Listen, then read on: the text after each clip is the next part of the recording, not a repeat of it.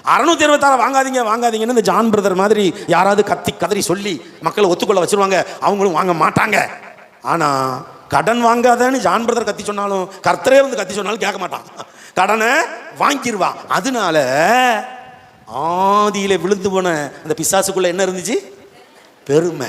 அந்த பெருமையை இப்பொழுது ஜனங்களுக்குள்ள என்ன செய்து கடன் மூலியம் விதைக்கி வாங்க. சும்மா வாங்கல, அடைச்சிக்கிறலாம்ல, அடைச்சிக்கிறலாம். நீ வாங்கடே, அவன் வாங்குறான் இவன் வாங்குறான், நீ ஏன் வாங்கக்கூடாது, வாங்கு வாங்கு வாங்குன்னு பெருமையை நமக்குள்ள விதைக்கிறான். பெருமைக்கு கர்த்தர் எதிர்த்து நிற்கிறார். பேதுரு 5ஆம் அதிகாரம். நமக்கு பெருமை வேண்டவே வேண்டாங்க, இருக்கிறதே போதுங்க. ஆமாம், இருக்கிறதே நமக்கு போதும்.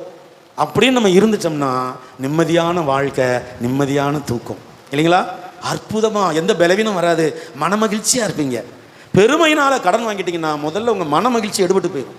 மகிழ்ச்சி இல்லாமல் துக்கம், கவலை, போராட்டம், சண்டை எல்லாம் வீட்டுக்குள்ள வந்து கும்மி அடிக்கும். ஸோ பெருமைக்கு தேவன் எதிர்த்து நிற்கிறார். 2வது 1 பேதுரு 5ஆம் அதிகாரம் 8ஆம் வசனத்தை வாசிங்க. தெளிந்த புத்தியுள்ளவர்களாய் இருங்கள், விழித்திருங்கள்.